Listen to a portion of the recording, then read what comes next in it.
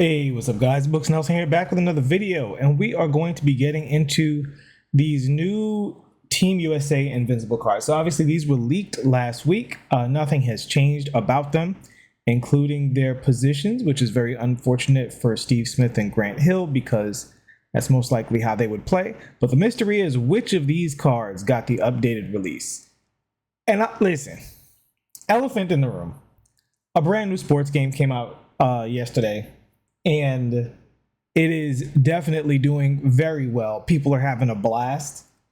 And I think we get a little bit of a glimpse of what would happen if 2K had viable competition, because even though it's not a basketball game, college football is competing for the same attention and dollars from a lot of the same community. Now, I know it's not a complete overlap. In fact, I'm on the outside of that overlap. Even though I will play the game, I will enjoy the game, I like watching stuff about the game, I don't love the game enough to do content creation for it. Now, maybe once I start playing it, I'll fall in love with it and change my mind.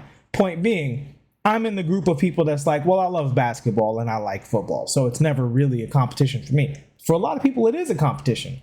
And now, bringing it back to this set, if you're faced with the decision of, should I grab that college football or should I spend $70 trying to pull Darren Williams? Imagine if someone did that. Imagine if someone's like, you know what? I don't know if I'm ready for a college football game. And then they spent $70 and they got either no one or Darren Williams. How would they feel? Just a question. But anyway, let's get right into the content. So let's start with Grant Hill first and foremost. We're going to go straight to those animations because these cards are so juiced at this point in the year. Badges and attributes are going to be extremely complete. So let's see here. Now, okay, that Vando base is actually really good. And we do love the Kemba escape. Trae Young size up. I'm actually not super familiar with Trae Young size up. I saw some good stuff from the Trae Young size up not too long ago. Normal moving step back in July. 2K25 comes out in 7 weeks. There's like a super, I don't know what this might be like, are these negative 2%? This card is extremely rare and he does not help your lineup. Let me tell you something. The distance between this card and Ricky Davis is so big. Like, shout out to 2K for putting that Ricky Davis as a token market reward. That might be the greatest token market reward of all time, because I think Ricky Davis is legitimately a, top 5 shooting guard in the game at worst. Listen, this is an L. I'm sorry. If you can't step back in this game, that's just not going to cut it. He might have the Jamal Murray. Like, that's cool, but for the rarity of this card, for how difficult this card is to get, this is, once again, this collection to me looks like it was supposed to be free content with like a build up, like a lock-in, like the way it was before, like where you would unlock all of the rest of the bad cards and get the one good card. That's what it's looking like. We'll save the power forwards for last. All right, Gary Payton. Anything new with Gary Payton? Kyle Lowry. So is this different? Let's take a look. I don't remember his do not remember Gary's release, so let's go ahead and find his Pink Diamond and see what that release was. Yeah, he had his own. I thought I remembered that he had Gary Payton shot. So he does get a brand new jumper. I believe Kyle Lowry's base is fast. Now, Troy Brown Jr.'s upper is one of the fastest uppers in the game. This is an upper that you use to make your jump shot faster in my career. So this is probably a very, very fast jump shot. And he also got completely overhauled animation. So if you do get the free pack and you get Gary Payton, he looks like he actually might be a very, very good point guard. Even though he's only 6'4", he has a 6'7" wingspan, and he defends like Gary Payton. He does have normal leaner, which is, for a card this size, I think this is a negative. I mean, not a negative, but it's not a strength, and you would love for it to be a strength. That having been said, he's got Zach LaVine's moving crossover too. That's unfortunate. But I would say this card's solid. I don't think he is anywhere near cracking the best lineup in the game or the second best lineup in the game or even the third best lineup in the game. But is he usable? Yeah, he's usable. And with his jump shot, he might actually also be fun to use, that if you're a Gary Payton fan, you might find some joy in this card. So that's a nice surprise. Let's see what Darren Williams and this dog outside have to say. So Kemba lower with Kobe upper. That also looks like an adjusted jumper. Okay. It looks like they pulled the, they opened up the cabinet a little bit here, because I don't think that was his shot before either. I definitely don't remember Kobe upper on him, but let's go ahead and take a look and compare. Oh no, that was him. He did have Kemba and Kobe upper. Okay. I'm bugging. What was it that I didn't like about this card? I did a review on this card, and I thought he was decent. I thought he was a little underrated at the time. And he had some good stuff going for him. You see here that D-Fox signature size up, really, really good. Kemba escape. I think that's what a lot of the video was about at the time that I made it. And he did get upgraded with John Wall moving step back over Luka. So he gets the arguably best moving step back in the game. And we'll see what this pro behind the back is about. But yeah, this card looks solid. Does he look amazing? No, but he looks solid for sure. He's still only 6'3" with a 6'6" wingspan. So not the largest card in the game, although he does have one of those stockier builds. So he's okay. I would say him and Gary are not troll cards. They're just not good. I mean, I hate to, use, it's an overused term, but they're just mid, right? Like that's it at the end of the day. They're very, very mid cards. Okay, so this isn't, the KCP lower base is great. The Gordon Hayward upper, I don't know about that. Let me see something. Who else has this? It's just him and Gordon Hayward. But this is his shot from before. I didn't have a problem with Steve's shot before. I think on very quick, this should probably be a pretty good jumper. But I do see some stuff on this side. So Westbrook crossover, man, I don't know about that. Kyrie Irving moving crossover. That is not, I don't know if that's usable on a card at this point in the year. Like, again, he just doesn't. I'm comparing him to Ricky Davis, right? Like he's 6'8", 6'10" wingspan, so that's cool. Seems a little large for Steve Smith. When I was growing up, I think Steve Smith, was he really listed as 6'8"? All right, whatever. That's pretty good size at the 2 guard. But again, if I'm just looking around, the Clay, which you can get on Season Pass, and the Ricky Davis are going to be, they should both be better than this card, just across the board. This is not a bad card by any stretch. And if you use this card and you found success with this card, I know exactly why. He's got the Jokic hop jumper. Again, no Pro 2 Booker or Kobe leaner. I don't know what 2K thinks people's lineups look like, but we're getting to that point in the year where, I mean, honestly, at the small forward position, Tyrese Thomas is so infinitely better than this guy is like crazy. Like Tyrese Thomas is an absolute monster. You can just go out and get Tyrese Thomas, Ricky Davis, Omani Bates, and Klay Thompson and be totally fine at the 2 and 3. You can get the free Giannis at the 3 if you want a more defensive look. Like, of course, he's not going to be the shooter that Steve Smith is going to be, but he's going to be a way better defender and go into the basket because he's Giannis, right? Because Giannis, that's what he does. So in his role, I think he's better than Steve Smith and provides a versatility to your lineup. So again, these cards, which are not easy to get, these are not easy to get cards. Like, yes, you can option pack for one of them for quite a hefty amount. And you do get one out of a free pack that's completely random when we know those free packs lean. Well, I don't know. A lot of people seem to get Alonzo Mourning out of the free pack from last week. So maybe the free pack will bless people, but this is not, he wouldn't make my no money spent. Like I said, that's my kind of metric for if I'm excited about, not even if I'm personally excited about a card, because I know only the very, very best 2 guard in the game is going to make my main squad. But if I look at my no money spent and I go, would this guy make my no money spent team like better? For a very short time, he would. And then I would be able to purchase a card like Amani Bates that I would like more. Because I don't see any advantages he has over Bates based on what I'm seeing here. This Kyrie Irving moving crossover is just rough.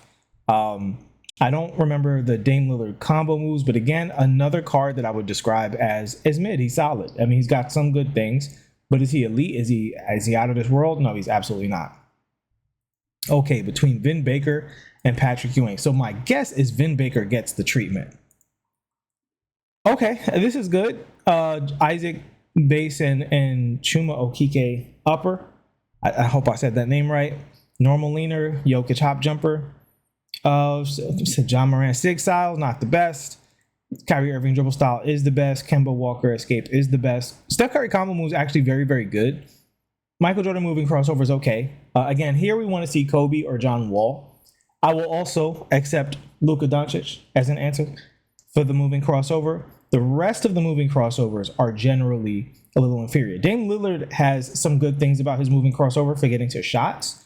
But if you want that powerful moving crossover going to the basket, Kobe and John Wall are what you're looking for. And 2K knows that's what you're looking for because that's what they put on the best cards in the game. I don't know if the crossovers have the same variety that the rest of the SIGs have. When I say like, I like, so for instance, the leaners, right? Normal leaners okay, but Pro 2, Kobe, Devin Booker, and there's like a couple more that you could throw in there and say, well, these are like the best leaners in the game and it's preference. So let's spread them around to different elite cards so you have a different feel. I actually even feel that way about dribble style. Like, yes, Kyrie Irving has a beautiful advantage. You can burst out of every move, but I do think that the Kobe Bryant dribble style has its own value. I think even pro dribble style, that really, really snappy push, not push cross, but like retreating cross, that's still a thing that's really good in the game and really useful. And LeBron James dribble style, I'd love to see that. When it comes to the crossovers, I have not yet seen, and if you guys have seen it, let me know. I'll explore it. I'll deep dive it. I have not seen any moving crossovers that are as good as John Wall and Kobe. Those just seem like the best ones to have. And there doesn't seem to be anything like else that you can do to a moving cross to have them be that powerful. Luka's is also pretty good. There are a few others that are pretty good, but this just seems like we're not giving him that great of a moving cross. All right, rant over. This looks pretty good, but not like super crazy. You know, this is the Kareem base. Yeah, Jonathan Isaac base, very good on very quick. What's this upper? Oh, Danny Ferry's upper. So this should be an excellent jumper. This should be an excellent jumper. We need this moving behind the back to be Jamal Murray. But sometimes that pro moving behind the back, no matter what it says, no matter who it's compared to, sometimes it's not what it says over here. So until you play the card, you don't know what that is. All right, Patrick Ewing. Let's see. And he's got his own shot. Guys, I could be wrong. This looks like a skip. This almost looks like they said, hey, look, NCAA is coming out Tuesday. Let's not waste any good content on that day. I'm not even kidding. Like, that's what it feels like is going on today. And this feels like it's a total skip. So I'm just going to keep it moving. Listen, is this Patrick Ewing card terrible? No, the Patrick Ewing card was solid before. I think a lot of people saw the shot before and, you know, hated on the card. And then a lot of people, I'm saying, like, I've seen a lot of streams, people I know that played the game were like, you know what? This Patrick Ewing card's not bad. Yeah, his shot's a little funky, but it's makeable. And he moves well. He's got good size. He does everything else well on the floor. He just has, like, you know, his shot's just not elite. Now, that having been said, is he, you know, going to make the best team in the game? Nope. Second best team in the game? Nope. Third best team? Nope. I don't think he cracks any of those lineups. I just think, again, he's another serviceable mid card. So I think this whole collection, not that collection. Let me see. There we go. I think this whole set, all of these cards fit into the exact same place. If you pull it, you can use it. But if you are using these cards, you're just a fan of the card. I don't think these cards replace any of the top 5 at their respective positions. If you guys disagree, let me know. But that's where I stand on this collection. And if you don't crack the top 5 in a brand new set, especially when you're very hard to get, the odds are, I expect, to still be very, very low on these cards. Now, if the odds were juiced, if it was like 20%, that'd be different. I still wouldn't spend my currency on it because I'd rather, let's say you're building up MT.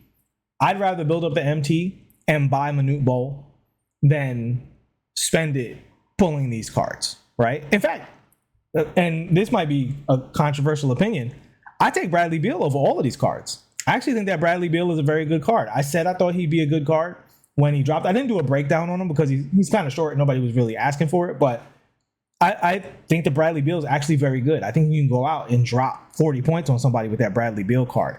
I think that's harder to do with all of these cards. Maybe Gary Payton, because they did give him some updates here. Maybe Gary, but that Zach LaVine crossover is what bugs me. Let me see something. And I was very surprised by this Bradley Beal.